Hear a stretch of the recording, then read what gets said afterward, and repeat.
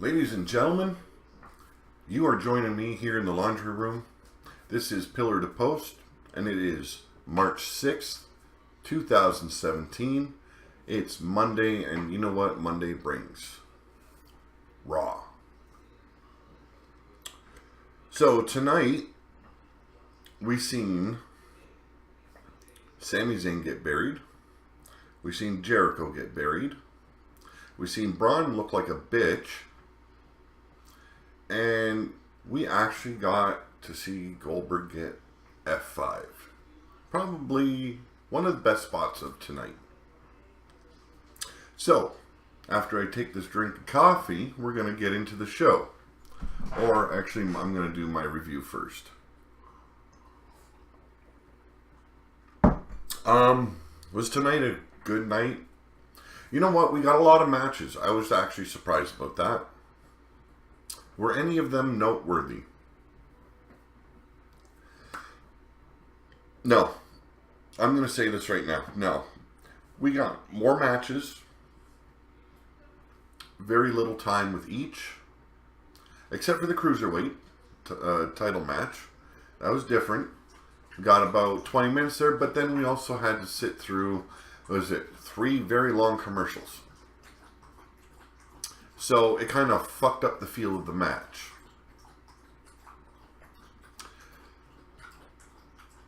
Our opening match was just another beatdown on Sami Zayn, and it was quick. It was pointless. The women's match, the number 1 contenders match, pointless.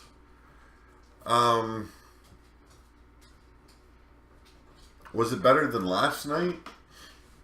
I think it was on par with last night. I think Raw is trying, but they're doing it in a very bad way. So, we're going to get into the show. We were in Chicago tonight with Raw. The Chicago fans were just... They were ecstatic. They made the show a lot better than it actually felt. And we had Jericho come out. Right at the top of the show, Jericho comes out, and the fans loved him. They showed him their love. You know, it was good. It's surprising how fast people can forget that they were just a heel not that long ago. But in Jericho's case, it's kind of easy to forget that because he was more of a clown than he was a heel.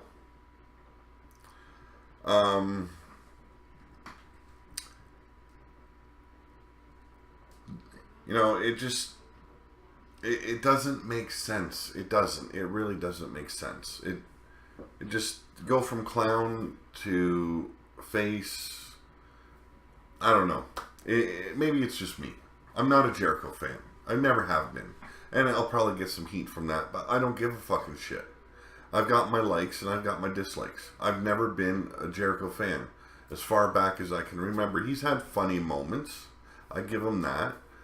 But that I was a fan of his? No. Never. Jericho wants to know why Owens stabbed him in the back. So he calls out Kevin Owens. And after a while, Kevin Owens finally, he comes out. Says he didn't stab his best friend in the back because he was never Jericho's best friend. Jericho is nothing but a gullible tool, and I'm just paraphrasing here, says Sami Zayn was his best friend, and he stabbed him in the back and would do it again and again and again. So he's playing up his heel persona. It's good. I've always liked a good Kevin Owens, Kevin Steen. Says Goldberg didn't outsmart him. It was Jericho that outsmarted him at Fastlane. Jericho cost him his title. Jericho says it's far from over. They will meet at Wrestlemania. And Owens turns around and says, yeah, I'll fight you at WrestleMania. But since you stole my belt from me, I'm going to steal yours. So the only way I'm going to meet you at WrestleMania is if you put the U.S. title on the line. Jericho doesn't hesitate. He goes, sure, yeah, done. You know, no fucking problem.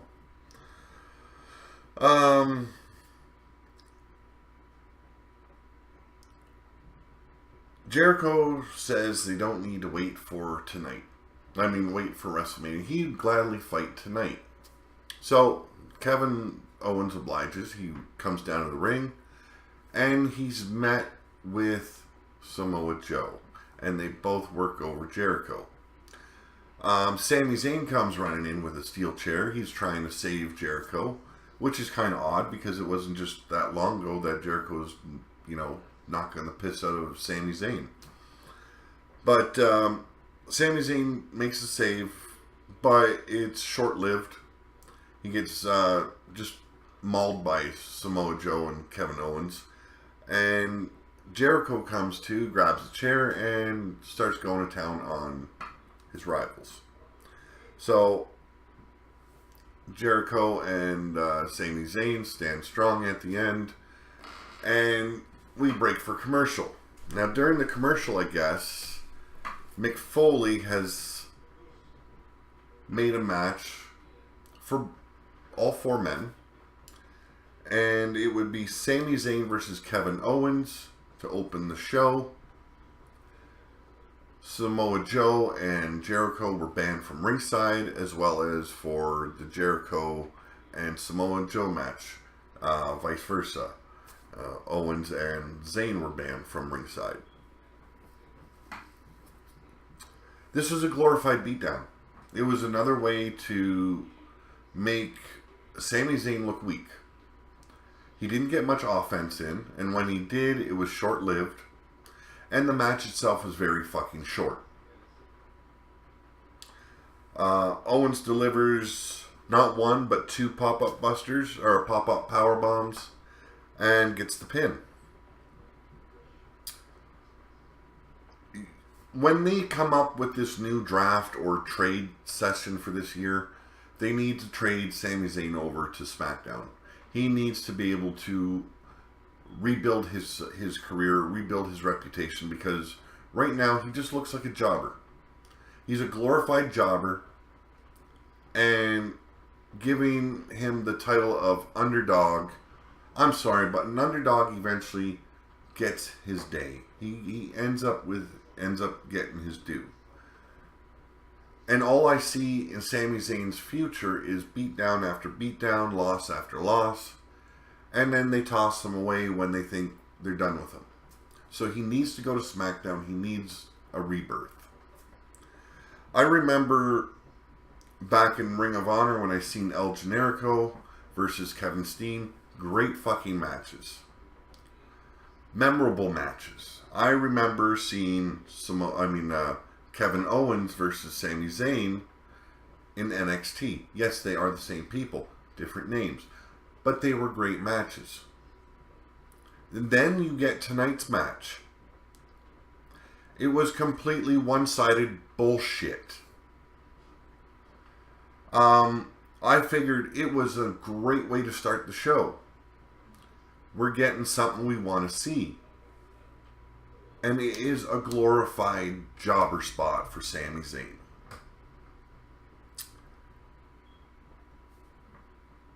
That ruined the entire show for me right there, because I knew what was going to happen through the rest of the show. I knew right away it was going to be a very short match between Samoa Joe and Chris Jericho. I knew in the end it was going to be more about Roman Reigns. Because if you're going to have two high-profile matches like these, and they are that short, you know they are waiting and building up to the point where Roman Reigns is going to come out on stage and save Vince McMahon's little world. It was a disgraceful match. It was. It made Kevin Owens look great. It made Sami Zayn look weak as piss. This creative team needs to get their head on straight, because this is what is going to kill the business if anything else. And yes, there is no competition right now for WWE. So it is the only thing we have to look forward to, really. We end up with the Cruiserweight Championship match. And it wasn't a bad match. It was a really good match. We got, like I said, about 20 minutes of this match. It was excellent. But it was broken up into 3 or 4 different segments because of the commercials. And those commercials seemed like they were never going to end. And when they come back, they're playing the Raw fucking brand music and intro again. And I'm going to keep on repeating this. I don't care. You don't need to play that every fucking commercial because we're not stupid people. We're not going to forget it. We know we're watching Raw. So, we've got Rich Swann versus Neville for the Cruiserweight Championship match. Swann opens the match right away. He's on the attack. He's on the offense. Just bringing it to the Cruiserweight Champion. They take it outside. He introduces Neville to the barricade. And it's looking great. But it was almost like it was a segue into the commercial. It was completely pointless. We come back. Neville gets crotched on the top rope. Swann hits a swanton on a standing Neville outside the ring. Like, they had really good spots in this match. It was exciting. But every time you start getting into the match, bam, you get hit with another commercial. Swann hits a Michinoku driver. Almost gets Swann the victory. Neville turns everything around. He delivers a superplex, but Swann rolls out to the outside to avoid a pinfall.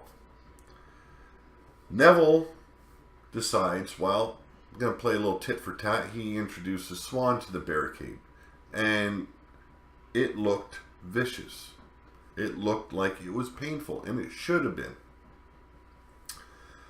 Swann hits a German suplex with a super kick followed with a super kick, but misses the Phoenix Splash, and that Phoenix Splash was fucking beautiful. He misses it, opening up Neville to put the Rings of Saturn on for the win. I was reading on Twitter some people complaining cruiserweights should not be using submission moves. Since fucking when? Every fucking wrestler has their style. And you're going to say a cruiserweight cannot use a submission move? That's just fucking retarded. These guys were hitting high-risk moves tonight. And to humiliate your opponent, I would rather make a son of a bitch tap out and be my bitch before I'd rather pin the motherfucker.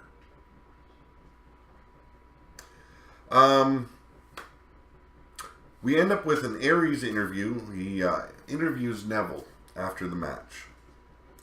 And it's all, he's acting like every time Neville answers him, he's spitting all over him. So he's constantly backing away and, wiping his face. He tells Neville he's got one more question to ask him. And it's not really a question, it's a statement.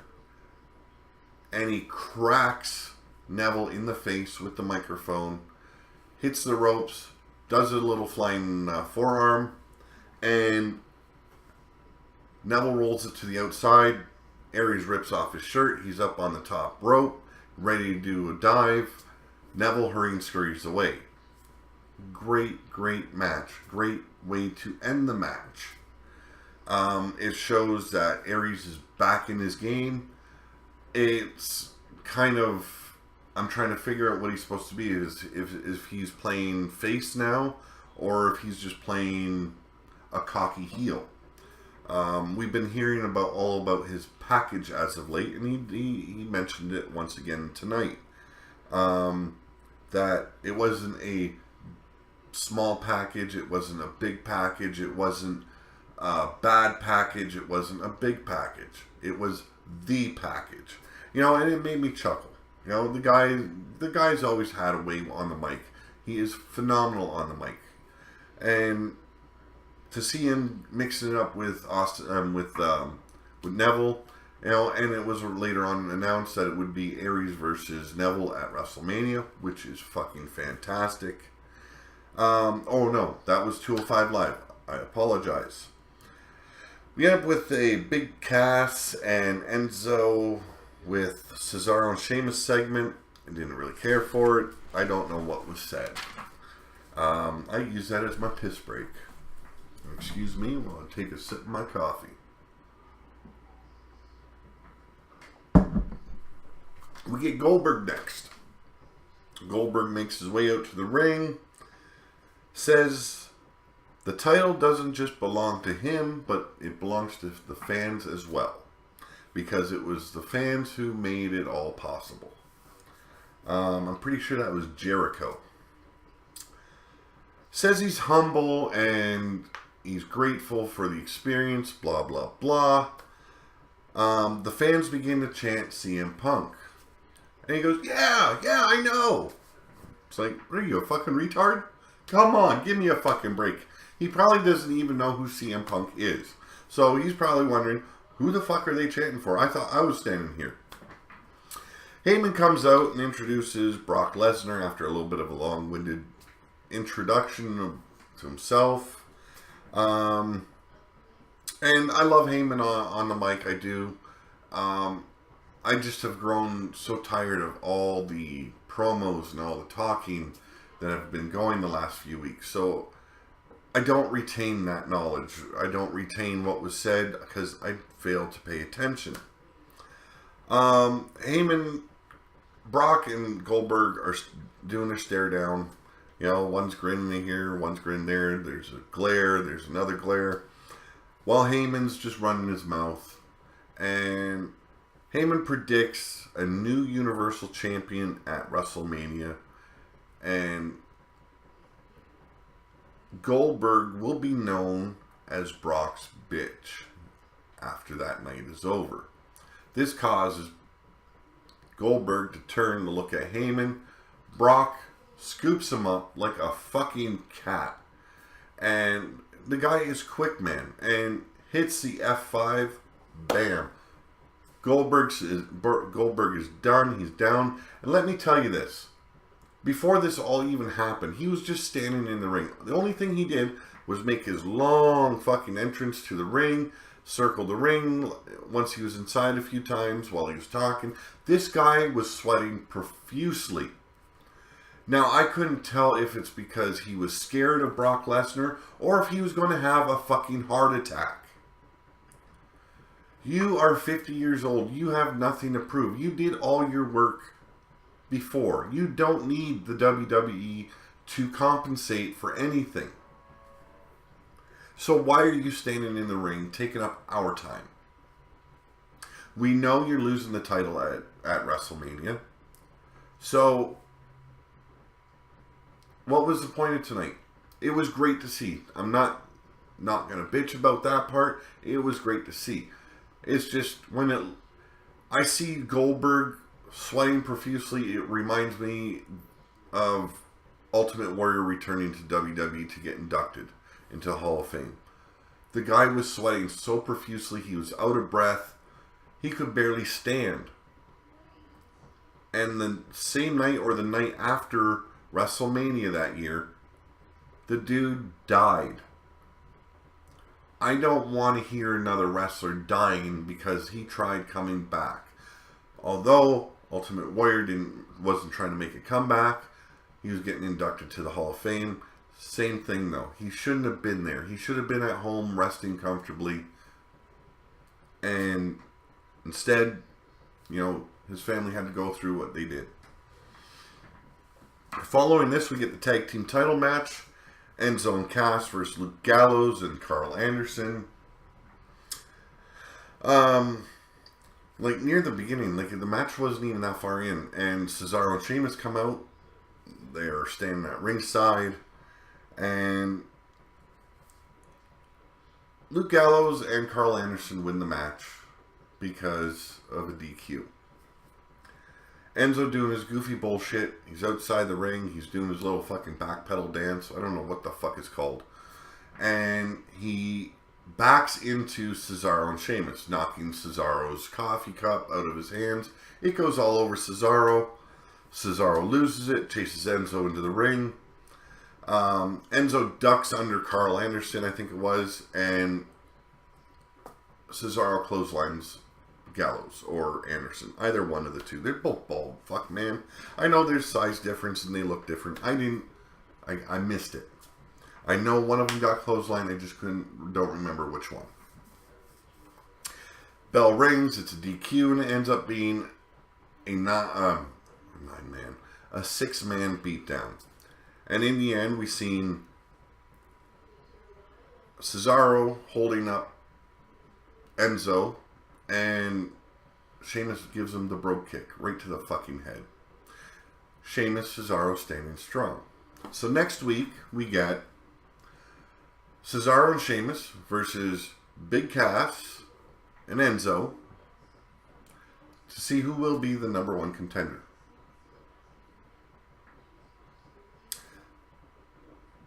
Right now, there is 3 active fucking tag teams on Raw.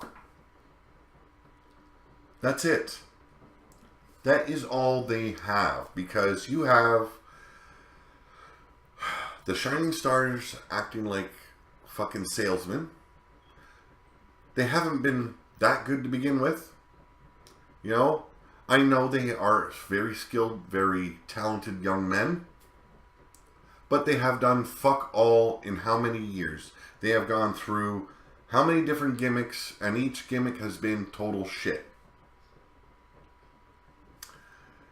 And then you have New Day.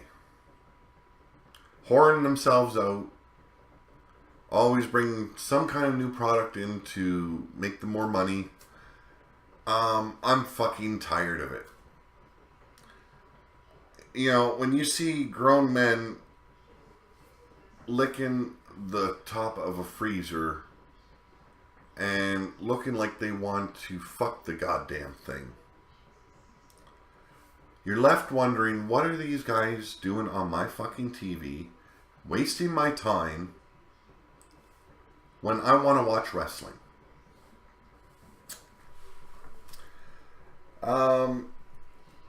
It's announced that Ravishing Rick Rude, and I read this earlier today, but I didn't want to do a video on it because there wasn't that much news out today in the wrestling world, so I didn't want to just do a video about Ravishing Rick Rude being one of the inductees for the class of 2017 Hall of Fame.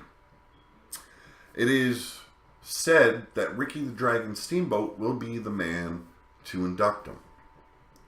I think that's pretty fucking awesome because if you know anything about their history, Ricky the Dragon Steamboat and Ravishing Rick Rude had a long fucking standing rivalry. These guys went all over the place, fighting each other, battling, feuding. And every single match was a great one. If you don't know who Ravishing Rick Rude is, you don't know shit. He is one of the most underrated wrestlers ever. He has held the Intercontinental title, but this man should have been world champion. Same with the likes of Mr. Perfect. And I'll even go as far as saying Rowdy Piper. Rowdy Piper had the charisma, the skill, the fucking... all these guys, they could have been... But Hulk Hogan was Vince McMahon's baby at the time. Just like John Cena is now. Just like The Rock was. Just like Stone Cold was. And no one's going to break through that barrier. So, Ravishing Rick Rude getting his due diligence and being inducted into the Class 2017 Hall of Fame. Thumbs up.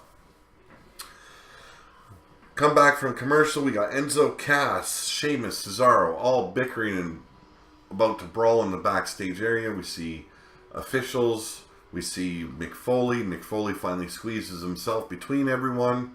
Tells everyone to shut up and listen to him, and states that there's going to be a number one contenders match next week, and the winners will face Anderson and Gallows at Wrestlemania. And he says now he hopes he can have a good day.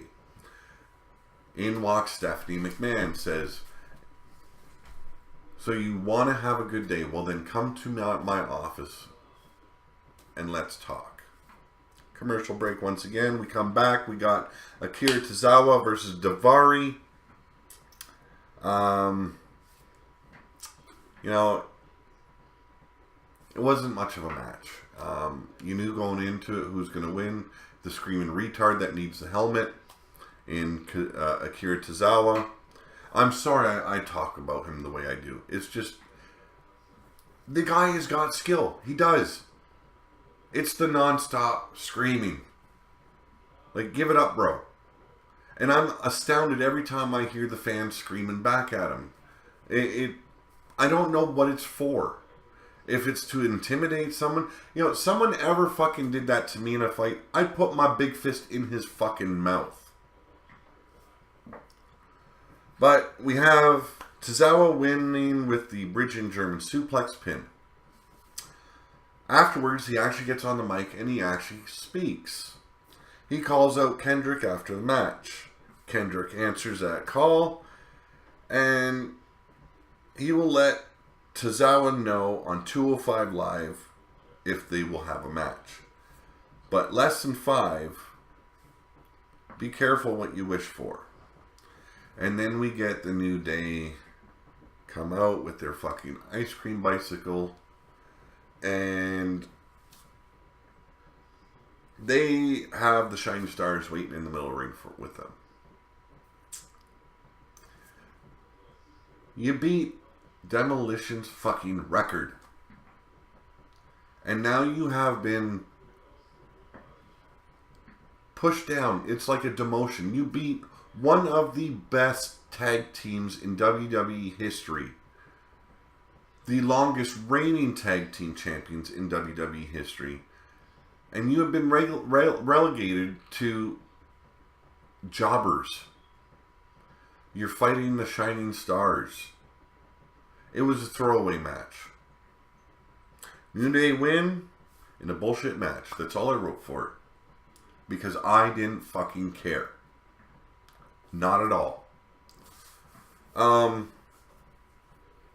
After the match, it was like they were ready to fuck the fucking bicycle all over again. Like, it was disgraceful. Completely disgraceful. For a team that was pushed so hard and was allowed to hold the title for so long, just to break a record of a tag team that is suing Vince McMahon in court. Now you've been demoted to jobberdom. I'm happy for you fuckers. Foley is in the ring after commercial break. He introduces the Raw Women's Champion, Bayley. And Bayley doesn't know if she can call herself the Women's Champion any longer. Not after what happened at Fastlane.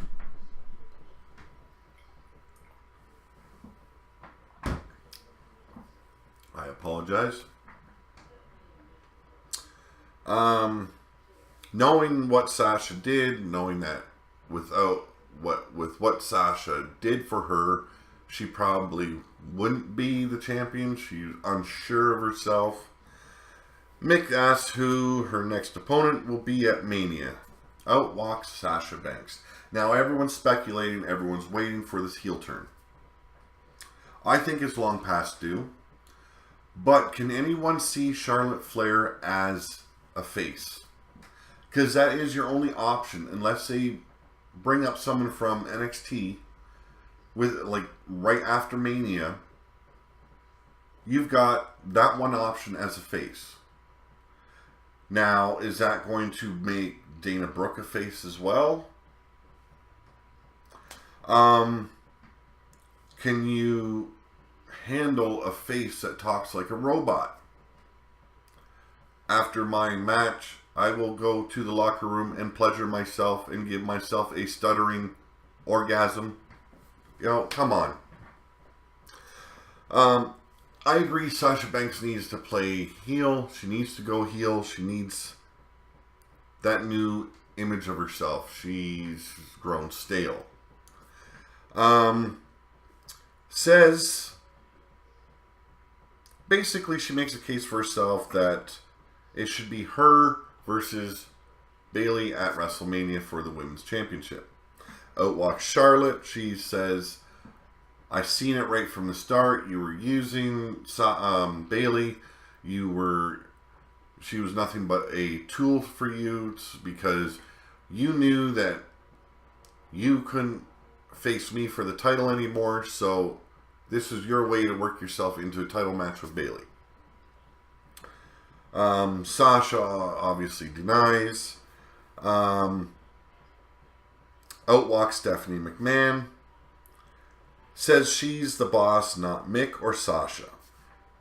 And then she takes a shot at CM Punk because the fans are chanting CM Punk. It's fucking Chicago. Of course you're gonna fucking cheer CM Punk. Everyone misses the motherfucker because he made things interesting. Says Charlotte is the only deserving woman for the title. Says it will be Charlotte and Bayley at Mania. Mick demands Sasha not be left out in the cold.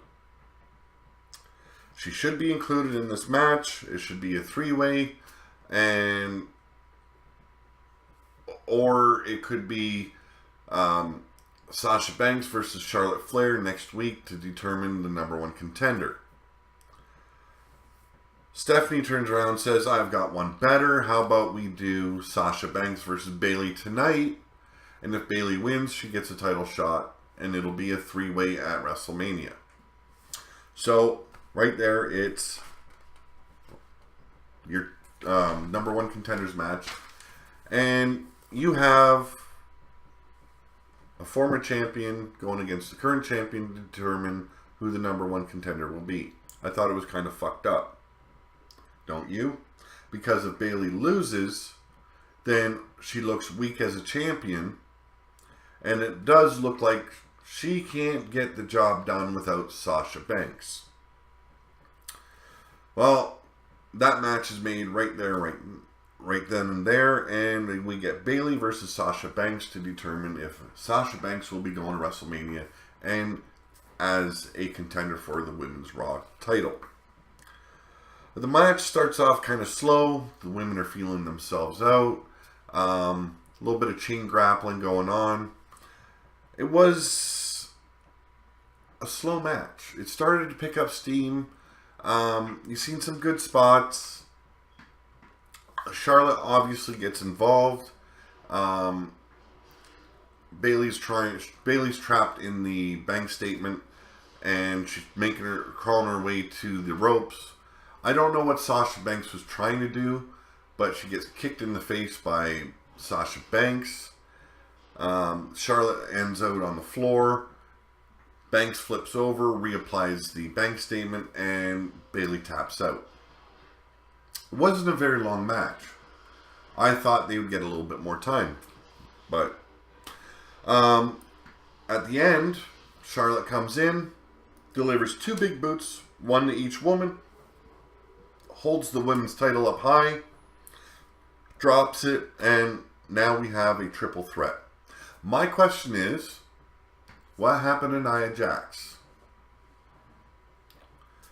Mick Foley was talking about Sasha Banks being left out in the cold, but who actually got left out in the cold? Nia Jax. You finally started including her on the program, and now all of a sudden you're forgetting about her again. We'll see what happens as we go in. There's a little Roman Reigns interview after this. He's asked what he thinks about Braun Strowman calling him out, saying that he's not finished with Roman yet. Reigns says that the interviewer, I can't remember the chick's name, can go tell Braun to meet him in the ring at the end of the night. And he walks off. And then we get the Samoa Joe versus Chris Jericho match. You know, when you hear these two names being put together, you're thinking it's going to be fucking awesome. Just like Sami Zayn and Kevin Owens. Very short match. Jericho was put in the Coquina clutch on the outside, gets choked out, he passes out. Joe rolls in, Jericho gets the count out. So Samoa Joe wins by count out. Joe decides to throw Jericho back in. Not finished with the guy yet. He picks up Jericho, and Jericho unleashes a code breaker. Joe rolls to the outside and makes sure he gets the hell out of there. So you had what was a potentially main event match. You had 2 main event quality matches tonight. And you blew it. You made these guys look like fucking chumps. In Jericho and Zayn, I'm sorry. I was really tired today. I haven't been feeling the greatest lately. I haven't been sleeping at night. I haven't been sleeping very long during the day. I could have slept through this and not missed a fucking noteworthy fucking bit. Yes, Goldberg got F5'd. Braun Strowman walks out and demands a mic. And he calls out Roman Reigns. Tells him he got lucky last night, but tonight his luck runs out. He doesn't need a match to rip Roman limb from limb. Chicago doesn't even like the guy. And neither does he. So get out now and fight. And when he said Chicago doesn't like Reigns, the fucking crowd went nuts. They were backing this big motherfucker. I love the big guy. I love Strowman. He has got so much fucking potential. And when I first seen this guy, he was still part of the Wyatt family. And he wasn't being utilized properly. He looked very slow, very clumsy. And now that he's on his own and he's broken out of his shell, I heard him on a Stone Cold Steve Austin podcast. This guy can fucking talk. I wish they would let him talk on Raw like I heard him talk on the Stone Cold podcast. Reigns' music begins but is cut off, and Undertaker's music hits. And out comes the dead man. And right from when he steps out on stage, it's eye contact with Braun Strowman the whole fucking time. And we all know how long Undertaker's fucking entrances are. And that stare down started at the top of the ramp, all the way down to the ring and inside the ring, and it continued for a good couple of minutes until Braun Strowman started to back away and he bowed out. And he let Undertaker have the yard.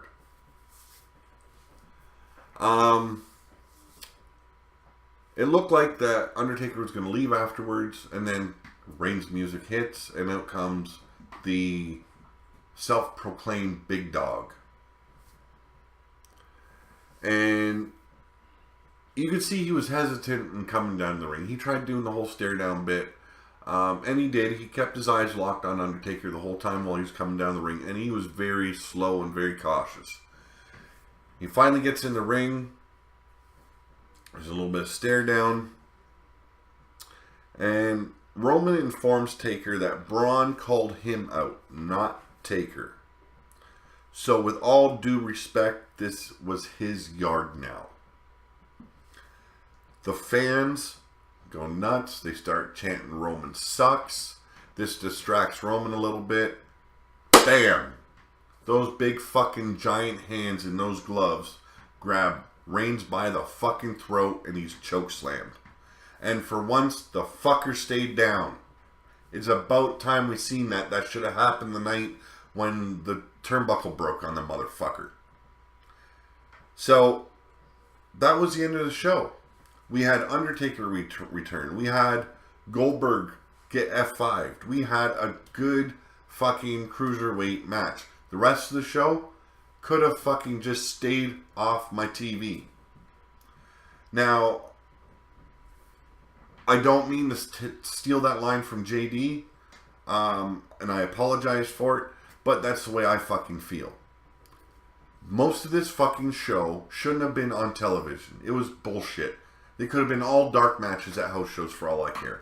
And from what I've heard, those house shows are 10 times better than what we're seeing on fucking TV. Now, if you've actually stayed through the whole show, I would like you to do me a favor. Please hit subscribe. Please hit the like button. Leave a comment. And, I hope you enjoyed the show. So, have a good night, and I will catch you tomorrow after SmackDown.